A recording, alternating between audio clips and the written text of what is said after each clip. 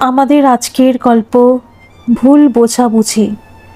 কলমে সুপ্রিয় ভট্টাচার্য। দুটো রাত চোখের পাতা এক করতে পারিনি। হসপিটালের কাজ মিটিয়ে শ্মশানের কাজ শেষ করে যখন বাড়ি আসছি, প্যান্টের পকেটে থাকা ফোনটা বেজে উঠল পাশ থেকে। বোন রিমা বলল, দাদা তোমার ফোনটা বাজছে।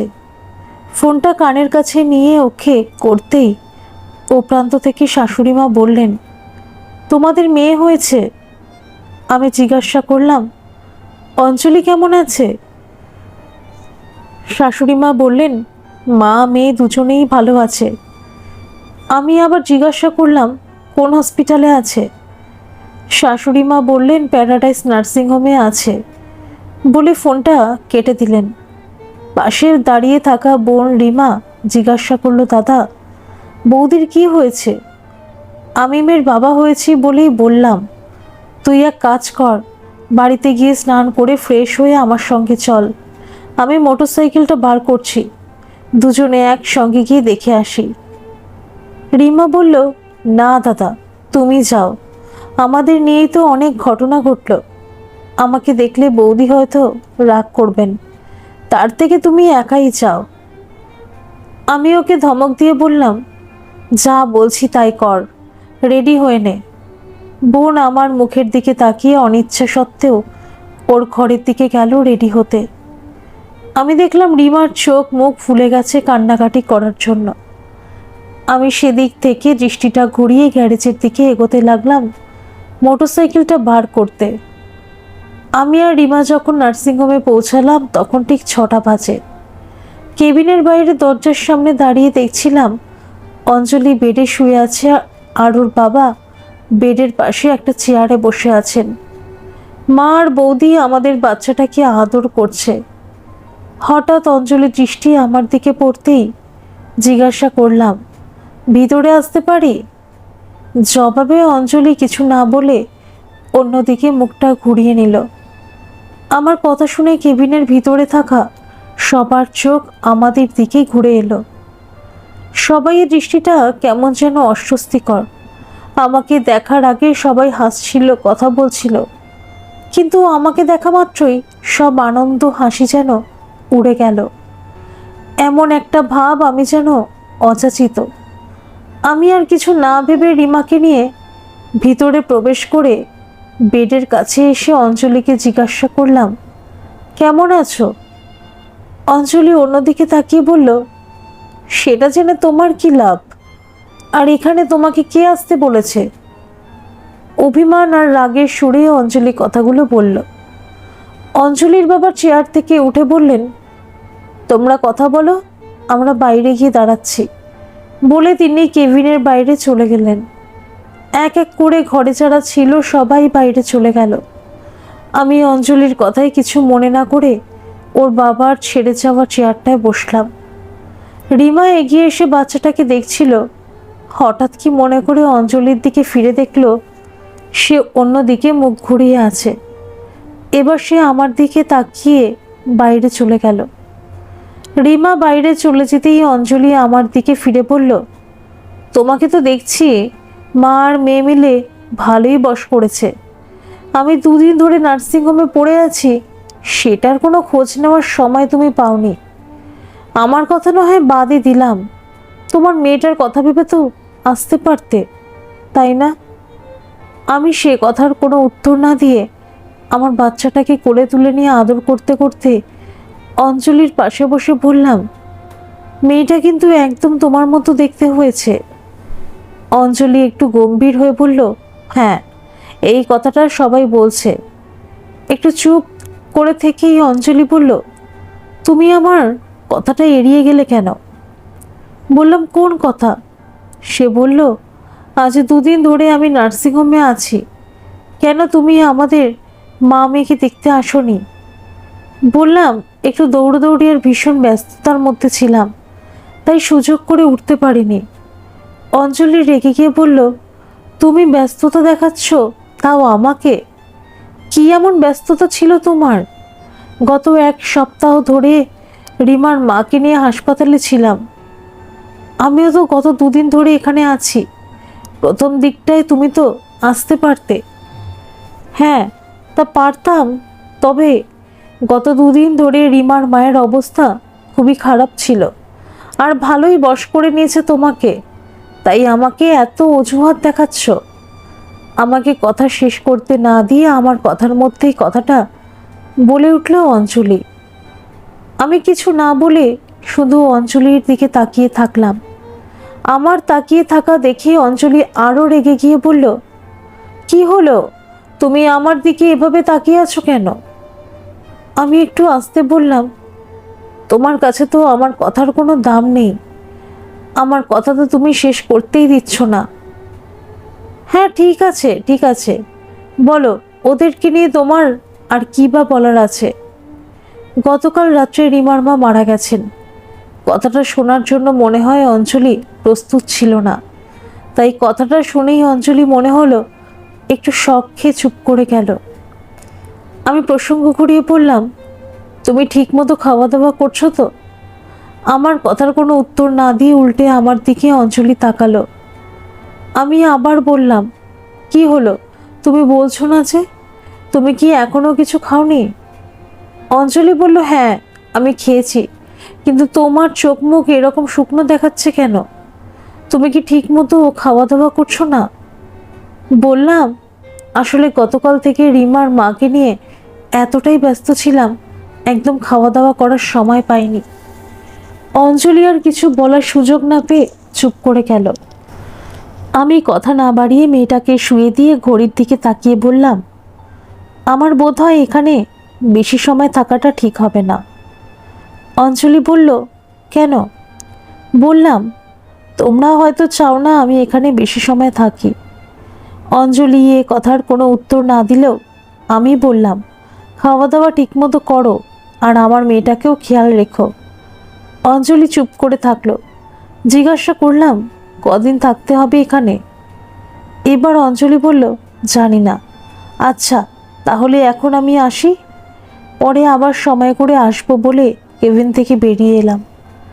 বাইরে দাঁড়িয়ে থাকা আমার শ্বশুরবাড়ির লোকেরা আমি বের হতেই তারা আবার কেবিনের মধ্যে ঢুকে পড়ল। আমার সঙ্গে কোনো কথা বলার প্রয়োজন বোধ তারা করল না। বাইরে বেরিয়ে আসতেই রিমা বলল, দাদা, তুমি চাইলে তো আরও কিছু সময় থাকতে পারতে। হ্যাঁ, তা পারতাম, কিন্তু তুই তো দেখলি অঞ্জলি সেটা চায়নি বলেই বললাম। তুই নিশ্চয়ই লক্ষ্য করেছিস আমার শ্বশুরমশাই এবং তার বাড়ির লোকজন, এরা প্রত্যেকেই কিভাবে আমাকে এড়িয়ে গেল, কেউ আমার সঙ্গে কথাও বলল না।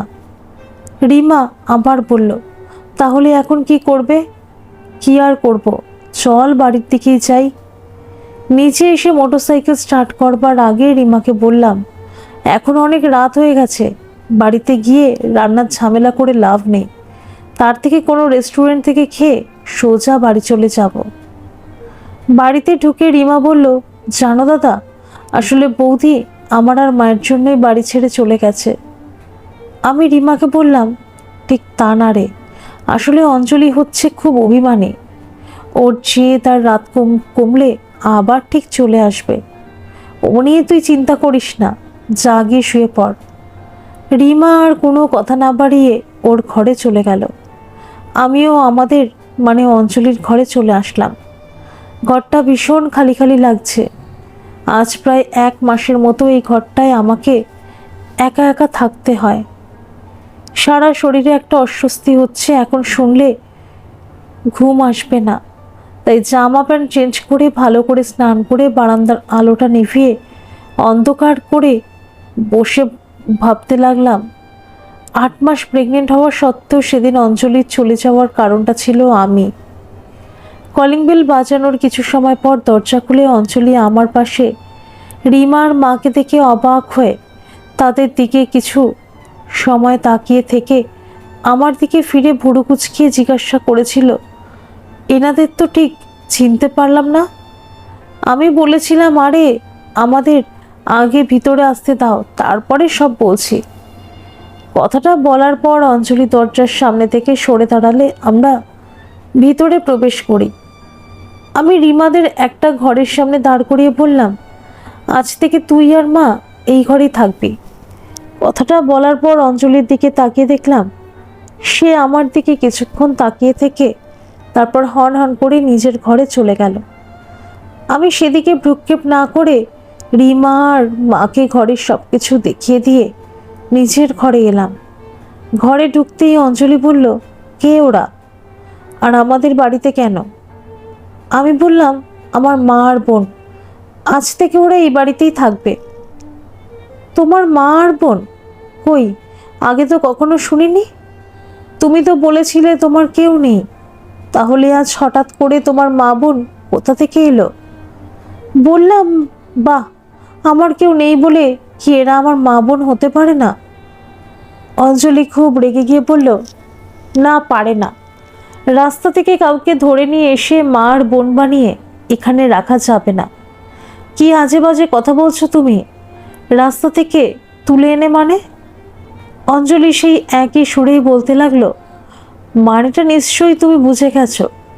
আমি রেগে গিয়ে বলেছিলাম, দেখো অঞ্জলি, আমি কিন্তু ওনাদের রাস্তা থেকে তুলে আনিনি, আর ওরা আমার নিজের মা বোন না হলেও আমার রক্তের সম্পর্কের চেয়েও বেশ কিছু নয়। অঞ্জলি একটু ক্রিটিসাইজ করে বলেছিল, কী রকম? আমি অঞ্জলির ভাব দেখে বললাম, সেটা বলে তুমি এখন বুঝবে না, পরে তোমার মাথা ঠান্ডা হলেই বলবো। এখন আমি খুব ক্লান্ত, খিদেও লেগেছে, কথা না বাড়িয়ে কিছু খাওয়ার ব্যবস্থা করো। অঞ্জলি সেদিন বলেছিল সেটা করা যাবে না। আমি অবাক হয়ে বলেছিলাম, কেন করা যাবে না? সে আবার বলেছিল, ওই মেয়ে আর ওই মহিলা এই বাড়িতে থাকতে পারবে না। আমিও বলেছিলাম, ওরা এই বাড়িতেই থাকবে। সে বলেছিল, না, থাকতে পারবে না। আমি, কেন? সে, আমি সেটা চাই না তাই। আমি, তুমি যা চাইবে তাই হবে নাকি? সে, হ্যাঁ তাই হবে। আমি বলছি ওরা এ বাড়িতেই থাকবে। সে, তাহলে আমি এ বাড়িতেই থাকবো না। আমি রাগের মাথায় বলে ফেললাম, সেটা তোমার ব্যাপার, তুমি না থাকলে আমার কিছু করার নেই। কি বললে তুমি? আমি আর কিছু না বলে চুপ করে থাকলাম। অঞ্জলি বলতে লাগলো, ওরা তোমার কাছে এতই গুরুত্বপূর্ণ যে ওদের কারণে যখন আমার শরীরের এই অবস্থা, তখন তুমি আমাকে চলে যেতে বললে। ঠিক আছে, যতদিন ওই মহিলা আর মেয়েটাকে এই বাড়িতে থাকবে ততদিন আমি এই বাড়িতে থাকবো না। আমি তখন অঞ্জলিকে বোঝাবার চেষ্টা করি। সে আমার কোনো কথায় কান্না দিয়ে তার বাবাকে ফোন করে আসতে বলল। অঞ্জলি যখন তার বাবাকে ফোন করছিল, আমি তখন জোর করে তাকে আটকানোর চেষ্টা করিনি, কারণ সে তখন 8 মাসের প্রেগনেন্ট ছিল। জোরাজুরি করতে গিয়ে শেষে যদি কিছু হয়ে যায়, এই ভয়তে নানা রকমভাবে আমি তাকে বোঝানোর চেষ্টা করেছিলাম, কিন্তু সে আমার কোনো কথা শুনতে রাজি না। উল্টে আলমারির মাথা থেকে ট্রলি ব্যাগটা পাড়ার চেষ্টা করতে লাগলো। দেখলাম অঞ্জলির ব্যাগটা হাতে না পেলেও রাগের মাথায় লাফ দিয়ে দিয়ে আলমারির মাথা থেকে নামানোর চেষ্টা করছে। ব্যাগটা তার গায়ের উপর পড়ে বিপদ হতে পারে, তাছাড়া তার লাফানোটাও হিতে বিপরীত হতে পারে ভেবে আমি ব্যাগটা নামিয়ে দিয়ে কিছু না বলে বারান্দায় চলে এসেছিলাম। সে তখন ব্যাগটা খুলে আমাকে গালাগালি দিতে দিতে কাপড় গোছাতে লাগলো। খানিক পরে অঞ্জলির বাবাও চলে এলেন। যে মানুষটা আমাকে অত্যন্ত স্নেহ করতেন তিনি এসে থেকে আমার সঙ্গে কোনো কথা না বলেই মেয়েকে নিয়ে চলে গেলেন। অঞ্জলি তার বাবার সাথে চলে আসার পর 1-2 দিন অন্তর অন্তর তাদের বাড়িতে গিয়ে অনেক করে বোঝাবার চেষ্টা করেছি। বাড়িতে ফেরত আসার জন্য অনেক বলেছি, কিন্তু আমার কোনো কথাই সে শোনেনি, বরং যা তা বলে আমাকে অপমান করে তাড়িয়ে দিয়েছে। চোখ দুটো ভিজে উঠল। অন্ধকারের মধ্যে আর বসে থাকতে পারছিলাম না। সেদিনের কথাগুলো ভাবতে গিয়ে কেমন যেন একটা কষ্ট হচ্ছিল। তাই আর বসে না থেকে ঘরে এসে শুয়ে পড়লাম। অঞ্জলি আর আমাদের মেয়েটার কথা চিন্তা করতে করতে কখন যে ঘুমিয়ে পড়েছি টেরই পাইনি। একটু বেলা করে ঘুম ভাঙলে দেখি বাইরের মেন দরজাটা খোলা। বাইরে উকি দিয়ে দেখি রিমা শিউলি ফুল গাছটার নিচে বসে ফুল কুড়াচ্ছে। ওকে ডিস্টার্ব না করে আমি ওয়াশরুমে চলে গেলাম। ওয়াশরুম থেকে বেরিয়ে দেখি রিমা রান্নাঘরে চা করছে। আমি ঘরে এসে বসতেই রিমা চা দিয়ে বলে গেল, টিফিনটা এক্ষুনি হয়ে যাবে, বাইরে বের হবার আগে টিফিনটা খেয়ে যাবে। বললাম, তাহলে একটু তাড়াতাড়ি দে, হসপিটালে যাব, দেখি তোর বৌদির জেদ আর অভিমান ভাঙতে পারি কিনা। বলেই বললাম, তুই কি যাবি আমার সঙ্গে? না দাদা, আমি যাব না, তুমি যাও, আমি বরং বাড়িতে থেকে ঠাকুরের ফুল দিয়ে দুপুরের রান্নাটা করি। হসপিটালে যখন পৌঁছালাম তখন 10টা বাজে। মেয়েটাকে কোলে নিয়ে অঞ্জলি বসে আছে, ওর মা পাশে বসে ফল কাটছে।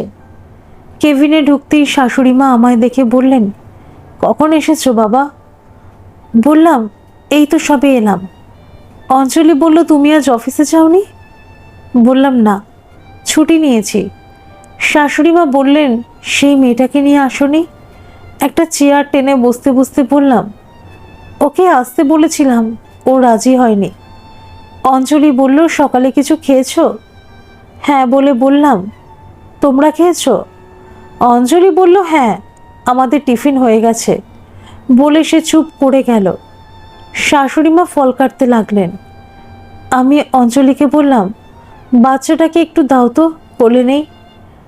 অঞ্জলি মেয়েটাকে আমার কোলে দিলে আমি তাকে আদর করতে করতে অঞ্জলিকে বললাম, তোমার সঙ্গে আমার কিছু কথা ছিল। অঞ্জলি বলল, হ্যাঁ বলো। আমি বললাম, কথাগুলো বলার আগে ছোট একটা গল্প বলতে চাই, তুমি শুনবে? অঞ্জলি তার মায়ের দিকে তাকিয়ে মাথা নেড়ে সায় দিল। শাশুড়ি মা আমি কি কথা বলছি সেই দেখে কান রেখে ফল কাটতে লাগলেন। আমি আমার মেয়েটাকে কোলে নিয়েই বলতে লাগলাম, ছেলেটা অনাথ ছিল, একটা অনাথ আশ্রমে মানুষ হচ্ছিল। যে অনাথ আশ্রমে ছেলেটা থাকতো তার পাশে একটা বাড়ি ছিল। সেই বাড়িতে একজন মহিলা তার স্বামীকে নিয়ে থাকতেন। তাদের কোনো সন্তান ছিল না। সেই সুবাদে অনাথ আশ্রমের ছেলেটা যখন তখন তাদের বাড়ির আশেপাশে খেলা করত, তখন সেই ভদ্রমহিলা ছেলেটাকে বাড়িতে ডেকে নিয়ে এসে ফল মূল এটা সেটা ওটা তাকে খাওয়াতো। একদিন সেই ভদ্রমহিলা জানতে পারলেন সেই অনাথ ছেলেটার বাবা মা কেউ নেই। তখন সেই ভদ্রমহিলা অনাথ আশ্রমের লোকেদের সঙ্গে যোগাযোগ করে সমস্ত কাগজপত্র যা যা ফর্মালিটিস সেগুলো কমপ্লিট করে ছেলেটিকে ওরা দত্তক নিয়ে নিজের সন্তানের মতো করে মানুষ করতে লাগলেন। কথাগুলো বলে মেয়েটার দিকে তাকিয়ে একটু দম নিয়ে নিলাম। অঞ্জলি অবাক দৃষ্টিতে আমার দিকে তাকিয়ে থেকে জিজ্ঞাসা করলো, তারপর? বলতে লাগলাম, ছেলেটিকে ওনারা স্কুলে ভর্তি করে দিলেন। ছেলেটিও তাদের মা বাবা বলেই ডাকতো। ছেলেটি যখন 7ম শ্রেণীতে উঠল তখন তাদের একটি মেয়ে হলো। নিজেদের সন্তান হওয়ার পরেও ছেলেটির প্রতি ভালোবাসা বিন্দুমাত্র তাদের কমেনি। সব কিছু মানিয়ে নিয়ে তারা খুব ভালোভাবেই চালিয়ে যাচ্ছিলেন। কিন্তু হঠাৎ ভদ্রলোক মারা যাওয়াতে সব ওলট পালট হয়ে গেল। ছেলেটা সবে উচ্চ মাধ্যমিক পাশ করেছে। ভদ্রমহিলা ছেলেটিকে বলেন, তুমি এবার তোমার নিজের জীবন থেকে কি করে করবে সেটা তুমি নিজে ঠিক করো। ছেলেটা সেদিন সেই ভদ্র মহিলাকে কিছু বলতে পারেনি, কারণ সে নিজেই দেখছিল সংসার ঠিকমতো চলছে না। ভদ্র মহিলা ছেলেটিকে কিছু টাকা হাতে দিয়ে দেয়। ছেলেটি শহরে চলে আসে। ছেলেটি শহরে কোথাও জায়গা না পেয়ে শেষে একদিন সে একটা সৎসঙ্গ মন্দিরে গিয়ে ওঠে। সেই সৎসঙ্গ মন্দিরের একজন ঋত্বিক ছেলেটির সব কথা শুনে যোগাযোগের মাধ্যমে কলেজেও ভর্তি করে দেন এবং কয়েকটা টিউশনিও জোগাড় করে দেন। ছেলেটা না খেয়ে পড়ার খরচ চালিয়ে মাঝে মাঝে বোনটার জন্য টাকা পাঠানোর মাধ্যমে নিজের জীবন গড়তে শুরু করে। একদম কথাগুলো বলেই থামলাম। শাশুড়ি মা মনোযোগ দিয়ে আমার কথাগুলো শুনছিলেন। কাপড়ের আঁচল দিয়ে চোখ মুছতে লাগলাম। অঞ্জলি চুপ করে আছে। শাশুড়ি মা কাটা ফলের পেটটা আমার সামনে দিয়ে উনি বললেন, তারপর? আবার বলতে শুরু করলাম। তারপর এক সময় ছেলেটা লেখাপড়া শেষ করে ভালো একটা চাকরি পায়, পরে বিয়েও করে। তবে এসবের মাঝেও ছেলেটি ওই মহিলা আর ছোট বোনটাকে ভুলে যায়নি। শহরে নিজের কাছে নিয়ে আসতে চেয়েছিল সে, কিন্তু কোনো ক্রমেই তারা রাজি হয়নি। তবে ছেলেটি ওদের জন্য সময় মতো টাকা পাঠাতো। সেই বিষয়টা ছেলেটি তার বউ আর শ্বশুরবাড়ির সকলের কাছেই গোপনে রেখেছিল। একদিন ছেলেটিকে ওর বোন ফোন করে বলে মায়ের নাকি নাক দিয়ে রক্ত বের হচ্ছে। তখন ছেলেটি তাদের ডাক্তার দেখানোর জন্য শহরে নিজের বাড়িতে নিয়ে আসে। যদিও মহিলাটি আসতে চাইছিলেন না, কিন্তু ছেলেটির জোরের কাছে হার মেনে তাদের আসতে হয়। বিপত্তি ঘটে তখনই যখন ছেলেটি ওদেরকে নিয়ে বাড়িতে প্রবেশ করে। ছেলেটির বউ কিছু বুঝে ওঠার আগেই ছেলেটির উপর রাগ করে প্রেগনেন্সি অবস্থাতে ছেলেটিকে কিছু বলার সুযোগ না দিয়ে নিজের বাবার বাড়িতে চলে যায়। এক নাগাড়ে কথাগুলো বলে আমি স্বস্তির নিঃশ্বাস ফেললাম। পিছনে ঘুরতেই দেখি শ্বশুরমশাই, শালাবাবু আর শালাবাবুর বউ দাঁড়িয়ে আছে।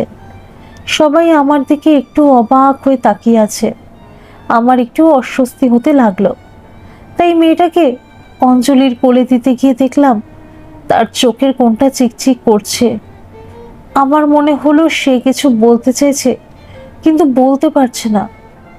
আমি বললাম, রিমা বাড়িতে একা আছে, আমায় বাড়ি যেতে হবে। কেউ কিছু বলছে না দেখে আমি কেবিন থেকে আস্তে আস্তে বেরিয়ে এলাম। বাড়িতে আসতেই রিমা বলল, দাদা তুমি এত তাড়াতাড়ি চলে এলে, বৌদি আসবে নাকি? জানি না, হয়তো আসতেও পারে নাও পারে। দাদা তুমি আমাকে গ্রামের বাড়িতে দিয়ে এসো না, সেখানে একা একা থাকবি কি করে? তুই এখানেই থাকবি, তুই না আমার ছোট বোন। তোর রান্না কত দূর, খিদে লেগেছে তো। রিমা বলল, তুমি ফ্রেশ হয়ে একটু রেস্ট নাও, তার মধ্যেই আমার রান্না হয়ে যাবে। বিছানায় শুয়ে অনেক কথা মনে করতে করতে কখন যে ঘুমিয়ে পড়েছি জানি না। হঠাৎ বাচ্চার কান্নার আওয়াজে ঘুমটা ভেঙে গেল। আড়মোড়া দিয়ে যেই ঘুরতে গেছি দেখি বাচ্চাটা আমার পাশেই শুয়ে আছে। ভালো করে তাকিয়ে দেখি এ তো আমারই বাচ্চা, এইখানে কি করে এলো? তাহলে কি? হঠাৎ পাশের ঘর থেকে অনেকের কথা আর হাসাহাসির আওয়াজ কানে আসলো। মেয়েটাকে কোলে নিয়ে ঘর থেকে বেরিয়ে পাশের ঘরের দিকে আসতেই দেখি আমার শ্বশুর শাশুড়ি, শালাবাবু, তার বউ, অঞ্জলি আর রিমা সবাই বসে গল্প করছে। আমি ঘরে ঢুকতে ঢুকতে বললাম, আপনারা কখন এসেছেন, আমাকে ডাকেননি কেন? অঞ্জলি বলল, তুমি ঘুমাচ্ছিলে বলে তোমাকে আর ডাকিনি। বাচ্চাটা আমার কাছে দাও, ওকে দুধ খাওয়াতে হবে, অনেক বেলা হয়ে গেছে। চলো সবাই একসঙ্গে বসে খেয়ে নিই। ধন্যবাদ সকল বন্ধুরা। এই গল্পটি যদি আপনাদের ভালো লেগে থাকে তাহলে অবশ্যই একটা লাইক করে দেবেন, আর এই চ্যানেলে নতুন হয়ে থাকলে চ্যানেলটিকে সাবস্ক্রাইব করে আমার পাশে থাকবেন, আর পাশে থাকা বেল আইকনটিকে প্রেস করে দেবেন যাতে সমস্ত গল্পের নোটিফিকেশনগুলি সবার প্রথমে আপনাদের কাছে পৌঁছে যায়।